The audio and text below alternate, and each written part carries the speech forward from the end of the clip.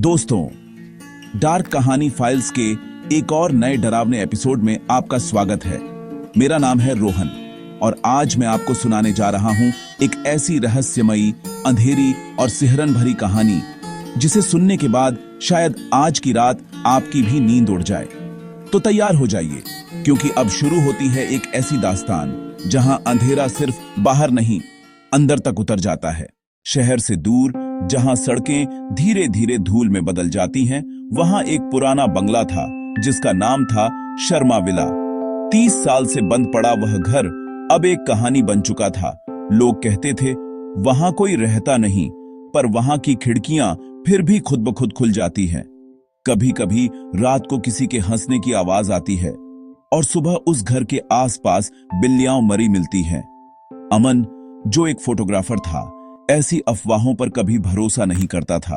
वो ऐसे पुराने और रहस्यमयी घरों की तस्वीरें खींचता था जिन्हें देखकर लोग कहते, भूतों के घर ऐसे ही होते हैं। वो उन डरावनी जगहों की हकीकत को अपने कैमरे में कैद करना चाहता था। उसने फैसला किया कि वो शर्मा विला में एक रात रुकेगा। शाम के करीब 6 बजे वह वहां पहुंचा। सूरज ढल चुका था और आसमान पर लाल बादल ऐसे फैले थे जैसे किसी ने खून छिड़क दिया हो। गेट पुराना था, जंग लगा हुआ, और जैसे ही उसने खोला, चर्रर्र की आवाज पूरे मैदान में गूंज उठी। अंदर का माहौल बेहद ठंडा था। हवा नहीं चल रही थी, लेकिन हर दीवार जैसे धीरे धीरे सांस ले रही थी। छत से झूलता टूटा झूमर, दीवारों पर फफूंदी और लकड़ी की सीढ़ियों का चरमराना, हर चीज जैसे उसका स्वागत कर रही थी। उसने अपना कैमरा निकाला, तस्वीरें लेने लगा।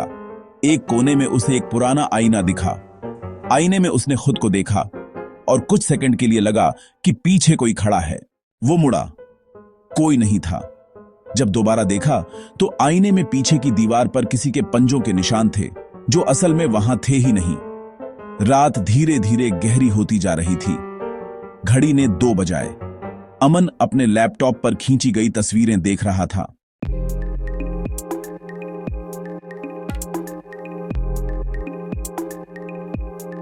ये तो मैं अकेला था, फिर ये कौन?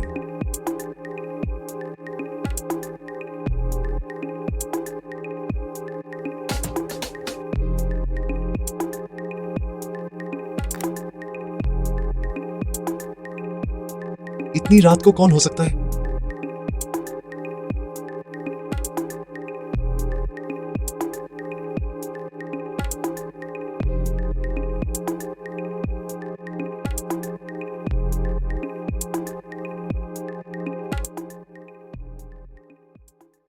डायरी उठाते ही उसे लगा जैसे उसके हाथ ठंडे पड़ गए हों।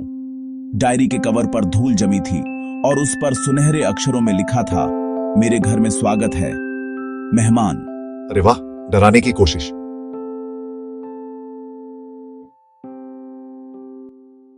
पहला पन्ना खोला तो उसमें लिखा था, मैं रमेश शर्मा हूं। अगर कोई यह पढ़ रहा है तो समझ ले कि इस घर का दरवाजा अब उसके लिए भी कभी बंद नहीं होगा। कितनी बकवास। लेकिन फिर पन्ने अपने आप पलटने लगे। कागज से ठंडी हवा निकली और रोशनी झिलमिलाने लगी। वो रात को दरवाजे पर दस्तक देता है। अगर तुम जवाब दोगे तो वो अंदर आ जाएगा। इतने में फिर वही आवाज, धक धक धक, इस बार ज्यादा जोर से। वो डर गया, धीरे से दरवाजे तक पहुंचा। पूछा, कौन है? तू मेरा मेहमान है। उसके शरीर में सिहरन दौड़ गई। वो तुरंत दरवाजा बंद कर देता है और चारों तरफ देखता है, लेकिन हर कोने से ऐसा लगता है कोई देख रहा है। हवा भारी हो जाती है, सांस लेना मुश्किल। पंखा अपने आप बंद हो जाता है और अचानक दीवार पर उसके पीछे किसी की परछाई दिखती है, जो उसकी ही तरह दिखती है, लेकिन आंखों की जगह सिर्फ अंधेरा।